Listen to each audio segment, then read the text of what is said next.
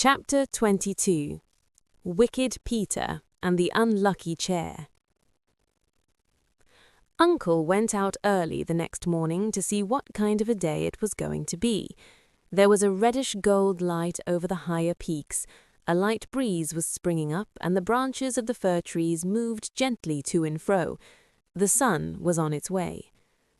He wheeled the chair out of the shed ready for the coming journey, and then went in to call the children and tell them what a lovely sunrise it was.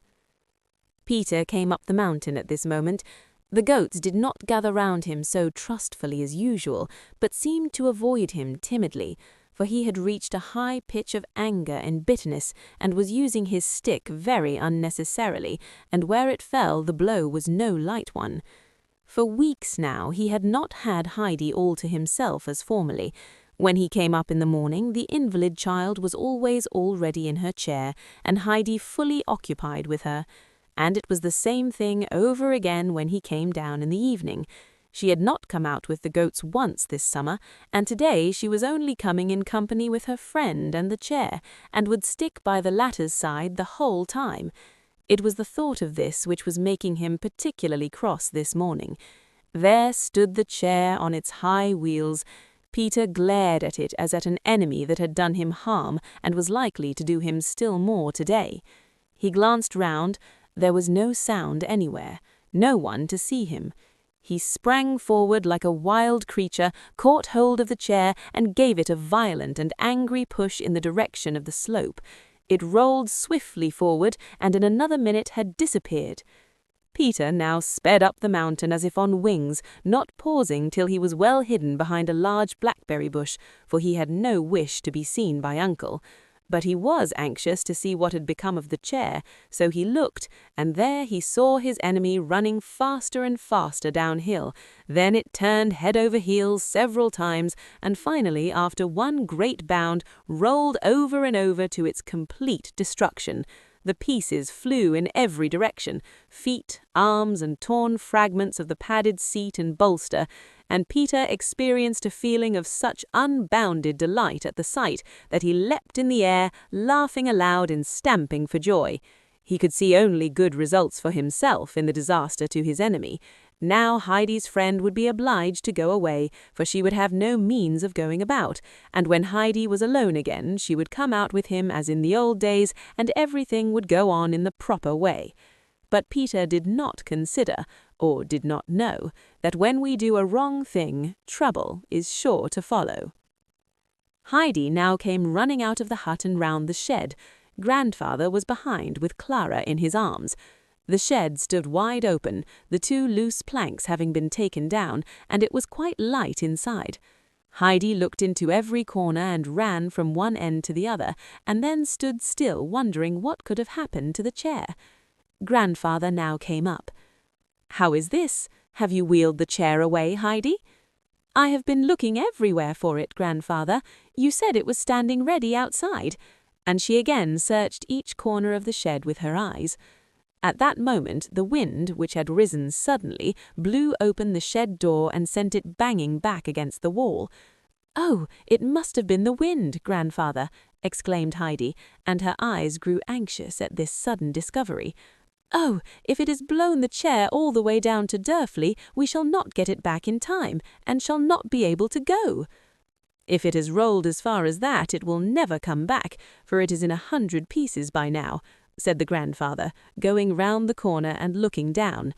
"But it's a curious thing to have happened," as he thought over the matter, for the chair would have had to turn a corner before starting downhill. "Oh, I am sorry," lamented Clara, "for we shall not be able to go today, or perhaps any other day. I shall have to go home, I suppose, if I have no chair. Oh, I am so sorry." But Heidi looked towards her grandfather with her usual expression of confidence. "Grandfather, you will be able to do something, won't you, so that it need not be as Clara says, and so that she is not obliged to go home?" "Well, for the present we will go up the mountain as we had arranged, and then later on we will see what can be done," he answered, much to the children's delight. He went indoors, carried out a pile of shawls, and laying them on the sunniest spot he could find, set Clara down upon them. Then he brought the children's morning milk and led out his 2 goats. "Why is Peter not here yet?" thought Uncle to himself, for Peter's whistle had not been sounded that morning. The grandfather then took Clara up on one arm and the shawls on the other. "Now then, we will start," he said. "The goats can come with us." Heidi was pleased at this and walked on after her grandfather with an arm over either of the goats' necks, and the animals were so overjoyed to have her again that they nearly squeezed her flat between them out of sheer affection. When they reached the spot where the goats usually pastured, they were surprised to find them already feeding there, climbing about the rocks, and Peter with them, lying his full length on the ground. "I'll teach you another time to go by like that, you lazy rascal. What do you mean by it?" Uncle called to him. Peter, recognizing the voice, jumped up like a shot. "No one was up," he answered. "Have you seen anything of the chair?" asked the grandfather. "Of what chair?" called Peter back in answer, in a morose tone of voice. Uncle said no more. He spread the shawls on the sunny slope, and setting Clara upon them, asked if she was comfortable. "As comfortable as in my chair," she said, thanking him, "and this seems the most beautiful spot. Oh, Heidi, it is lovely," she cried, looking round her with delight. The grandfather prepared to leave them. They would now be safe and happy together, he said, and when it was time for dinner, Heidi was to go and bring the bag from the shady hollow where he had put it. Peter was to get them as much milk as they wanted, but Heidi was to see that it was little Swan's milk. He would come for them towards evening. He must now be off to see after the chair and find out what had become of it. The sky was dark blue, and not a single cloud was to be seen from one horizon to the other. The great snowfield overhead sparkled, as if set with thousands and thousands of gold and silver stars. Now and again, a young goat came and lay down beside them. Snowflake came oftenest, putting her little head down near Heidi, and only moving because another goat came and drove her away. And the goats had also grown familiar with Clara, and would rub their heads against her shoulder, which was always a sign of acquaintanceship and goodwill. Some hours went by, and Heidi began to think that she might just go over to the spot where all the flowers grew to see if they were fully blown and looking as lovely as the year before. Clara could not go until grandfather came back that evening, when the flowers probably would be already closed. The longing to go became stronger and stronger, till Heidi felt she could not resist it. "Would you think me unkind, Clara," she said rather hesitatingly, "if I left you for a few minutes? I could run there and back very quickly. I want so to see how the flowers are looking. But wait," for an idea had come into Heidi's head. She ran and picked a bunch or 2 of green leaves, and then took hold of Snowflake and led her up to Clara. "There, now you will not be alone," said Heidi, giving the goat a little push to show her she was to lie down near Clara, which the animal quite understood. Heidi threw the leaves into Clara's lap, and the latter told her friend to go at once to look at the flowers, as she was quite happy to be left with the goat. She liked this new experience. Heidi ran off, and Clara began to hold out the leaves one by one to Snowflake, who snuggled up to her new friend in a confiding manner and slowly ate the leaves from her hand. She found a strange new pleasure in sitting all alone like this on the mountainside, her only companion a little boat that looked to her for protection. She suddenly felt a great desire to be her own mistress and to be able to help others instead of herself being always dependent as she was now. Many thoughts, unknown to her before, came crowding into her mind, and a longing to go on living in the sunshine and to be doing something that would bring happiness to another, as now she was helping to make the goat happy. An unaccustomed feeling of joy took possession of her, as if everything she had ever known or felt became all at once more beautiful, and she seemed to see all things in a new light. And so strong was the sense of this new beauty and happiness that she threw her arms around the little goat's neck and exclaimed, "Oh, Snowflake, how delightful it is up here! If only I could stay on forever with you beside me." Heidi had meanwhile reached her field of flowers, and as she caught sight of it, she uttered a cry of joy. The whole ground in front of her was a mass of shimmering gold, where the cistus flowers spread their yellow blossoms. Above them waved whole bushes of the deep blue bellflowers. Heidi stood and gazed and drew in the delicious air. Suddenly she turned round and reached Clara's side, out of breath with running and excitement. "Oh, you must come," she called out as soon as she came in sight. "It is more beautiful than you can imagine, and perhaps this evening it might not be so lovely. I believe I could carry you. Don't you think I could?" Clara looked at her and shook her head. "Oh, Heidi, what can you be thinking of? You're smaller than I am. Oh, if only I could walk." Heidi looked round as if in search of something. Some new idea had evidently come into her head.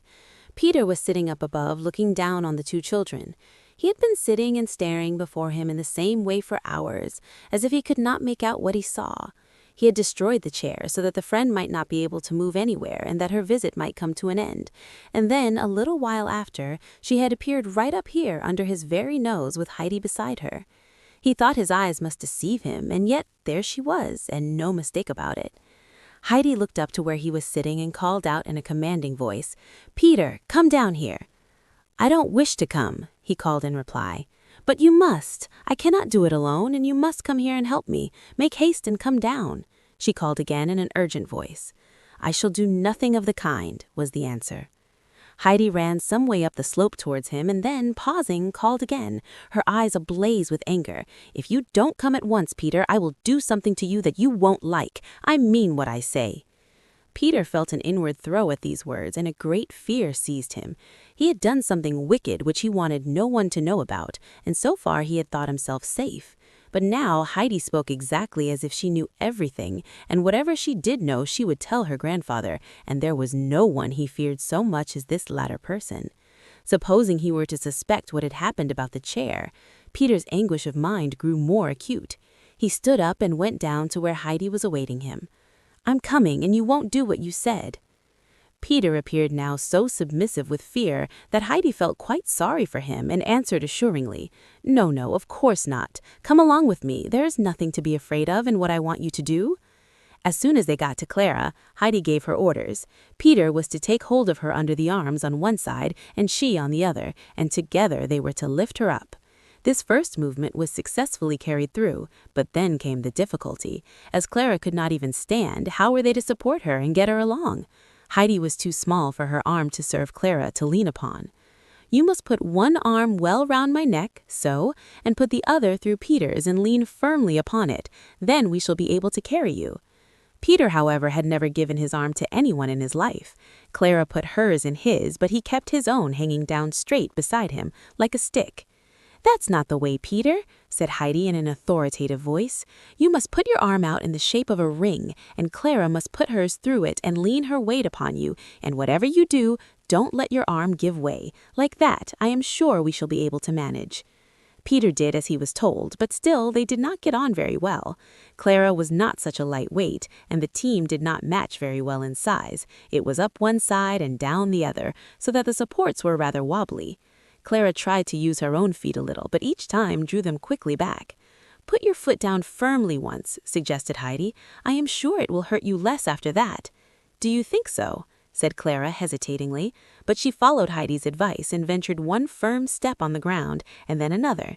She called out a little as she did it, then she lifted her foot again and went on. "Oh, that was less painful already," she exclaimed joyfully. "Try again," said Heidi encouragingly. And Clara went on putting one foot out after another, until all at once she called out, "I can do it, Heidi! Look, look! I can make proper steps!"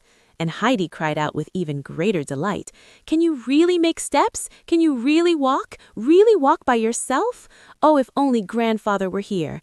And she continued gleefully to exclaim, "You can walk now, Clara! You can walk!" Clara still held on firmly to her supports, but with every step she felt safer on her feet, as all three became aware, and Heidi was beside herself with joy.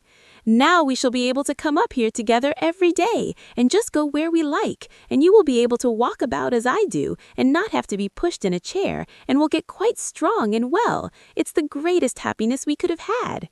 And Clara heartily agreed, for she could think of no greater joy in the world than to be strong and able to go about like other people, and no longer to have to lie from day to day in her invalid chair. They had not far to go to reach the field of flowers, and could already catch sight of the cistus flowers glowing gold in the sun. As they came to the bushes of the bluebell flowers, with sunny, inviting patches of warm ground between them, Clara said, "Can't we sit down here for a while?" This was just what Heidi enjoyed, and so the children sat down in the midst of the flowers, for the first time on the dry, warm mountain grass, and she found it indescribably delightful. Everything was so lovely, so lovely! And Heidi, who was beside her, thought she had never seen it so perfectly beautiful up here before. Then she suddenly remembered that Clara was cured. That was the crowning delight of all that made life so delightful in the midst of all this surrounding beauty. Clara sat silent, overcome with the enchantment of all that her eye rested upon, and with the anticipation of all the happiness that was now before her. There seemed hardly room in her heart for all her joyful emotions. Peter also lay among the flowers without moving or speaking, for he was fast asleep. The breeze came blowing softly and caressingly from behind the sheltering rocks and passed whisperingly through the bushes overhead. Heidi got up now and then to run about, for the flowers waving in the warm wind seemed to smell sweeter and to grow more thickly whichever way she went. So the hours went by. It was long past noon when a small troop of goats advanced solemnly towards the plain of flowers. It was not a feeding place of theirs, for they did not care to graze on flowers. They looked like an embassy arriving, with Greenfinch as their leader. They had evidently come in search of their companions who had left them in the lurch, and who had remained away so long, for the goats could tell the time without mistake. As soon as Greenfinch caught sight of the 3 missing friends amid the flowers, she set up an extra loud bleat, whereupon all the others joined in a chorus of bleats, and the whole company came trotting towards the children. Peter woke up, rubbing his eyes, for he had been dreaming that he saw the chair again, with its beautiful red padding standing whole and uninjured before the grandfather's door. He experienced again the dreadful fear of mind that he had lost in this dream of the uninjured chair. Even though Heidi had promised not to do anything, there still remained the lively dread that his deed might be found out in some other way. He allowed Heidi to do what she liked with him, for he was reduced to such a state of low spirits and meekness that he was ready to give his help to Clara without murmur or resistance. When all 3 had got back to their old quarters, Heidi ran and brought forward the bag and proceeded to fulfill her promise, for her threat of the morning had been concerned with Peter's dinner. She had seen her grandfather putting in all sorts of good things, and had been pleased to think of Peter having a large share of them, and she had meant him to understand when he refused at first to help her that he would get nothing for his dinner. But Peter's conscience had put another interpretation upon her words. Heidi took the food out of the bag and divided it into 3 portions, and each was of such a goodly size that she thought to herself, "There will be plenty of ours left for him to have more still." She gave the other 2 their dinners and sat down with her own beside Clara, and they all 3 ate with a good appetite after their great exertions. Peter ate up every bit of food to the last crumb, but there was something wanting to his usual enjoyment of a good dinner, for every mouthful he swallowed seemed to choke him, and he felt something gnawing inside him. They were so late at their dinner that they had not long to wait after they had finished before grandfather came up to get them.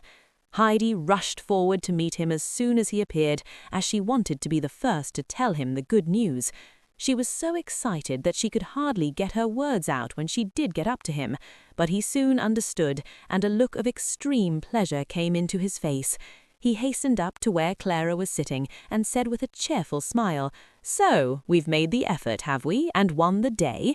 Then he lifted her up, and putting his left arm behind her and giving her his right to lean upon, made her walk a little way, which she did with less trembling and hesitation than before, now that she had such a strong arm round her. Heidi skipped along beside her in glee, and the grandfather looked too as if some happiness had befallen him. "We must not overdo it," he said, taking Clara up in his arms. "It is high time we went home." And he started off down the mountain path, for he was anxious to get her indoors, that she might rest after her unusual fatigue. When Peter got to Durfley that evening, he found a large group of people collected around a certain spot, pushing one another and looking over each other's shoulders in their eagerness to catch sight of something lying on the ground. Peter thought he should like to see too, and poked and elbowed till he made his way through. There it lay, the thing he had wanted to see. Scattered about the grass were the remains of Clara's chair, part of the back and the middle bit, and enough of the red padding and the bright nails to show how magnificent the chair had been when it was entire. "I was here when the men passed carrying it up," said the baker, who was standing near Peter. "I'll bet anyone that it was worth $125 at least. I cannot think how such an accident could have happened." "Uncle said the wind might perhaps have done it," remarked one of the women. "It's a good job that no one but the wind did it," said the baker again, "or he might smart for it. No doubt the gentleman in Frankfurt, when he hears what has happened, will make inquiries about it. I'm glad for myself that I have not been seen up the mountain for a good 2 years, as suspicion is likely to fall on anyone who was up there at the time." Many more opinions were passed on the matter, but Peter had heard enough. He crept quietly away out of the crowd, and then took to his heels and ran home as fast as he could, as if he thought someone was after him. The baker's words had filled him with fear and trembling. He was sure that now any day a constable might come over from Frankfurt and inquire about the destruction of the chair, and then everything would come out, and he would be seized and carried off to Frankfurt and there put in prison. He reached home in this disturbed mind. He would not open his mouth in reply to anything that was said to him. He would not eat his potatoes. All he did was creep off to bed as quickly as possible and hide under the bedclothes and groan. "Peter has been eating sorrel again, and is evidently in pain by the way he is groaning," said his mother. "You must give him a little more bread to take with him. Give him a bit of mine tomorrow," said her grandmother sympathizingly. As the children lay that night in bed, looking out at the stars, Heidi said, "I have been thinking all day what a happy thing it is that God does not give us what we ask for, even when we pray and pray and pray, if he knows there is something better for us. Have you felt like that?" "Why do you ask me that tonight all of a sudden?" asked Clara. "Because I prayed so hard when I was in Frankfurt that I might go home at once, and because I was not allowed to, I thought God had forgotten me. And now, you see, if I had come away at first when I wanted to, you would never have come here, and would never have got well." Clara had in her turn become thoughtful. "But Heidi," she began again, "in that case, we ought never to pray for anything, as God always intends something better for us than we know or wish for." "You must not think it is like that, Clara," replied Heidi eagerly. "We must go on praying for everything, so that God may know we do not forget that it all comes from him. If we forget God, then he lets us go our own way and we get into trouble." "How did you learn all that?" asked Clara. "Grandmamma explained it to me first of all, and then when it all happened just as she said, I knew it myself, and I think, Clara," she went on as she sat up in bed, "we ought certainly to thank God tonight that you can walk now, and that he has made us so happy." "Yes, Heidi, I am sure you're right, and I'm glad you reminded me. I almost forgot my prayers for very joy." Both children said their prayers, and each thanked God in her own way for the blessing he had bestowed on Clara, who had for so long lain weak and ill. The next morning, the grandfather suggested that they should now write to the grandmamma and ask her if she would not come and pay them a visit, as they had something new to show her. But the children had another plan in their heads, for they wanted to prepare a great surprise for grandmamma. Clara was first to have more practice in walking, so that she might be able to go a little way by herself. Above all things, grandmamma was not to have a hint of it. They asked the grandfather how long he thought this would take, and when he told them about a week or less, they immediately sat down and wrote a pressing invitation to grandmamma, asking her to come soon, but no word was said about there being anything new to see. The following days was some of the most joyous that Clara has spent on the mountain. She awoke each morning with a happy voice within her crying, "I am well now, I am well now. I shan't have to go about in a chair. I can walk by myself like other people." Then came the walking, and every day she found it easier and was able to go a longer distance. The movement gave her such an appetite that the grandfather cut his bread and butter a little thicker each day and was well pleased to see it disappear. He brought out the foaming milk in a larger jug so he could fill the little bowls over and over again. And so another week went by, and the day came which was to bring Grandmamma up the mountain for her second visit.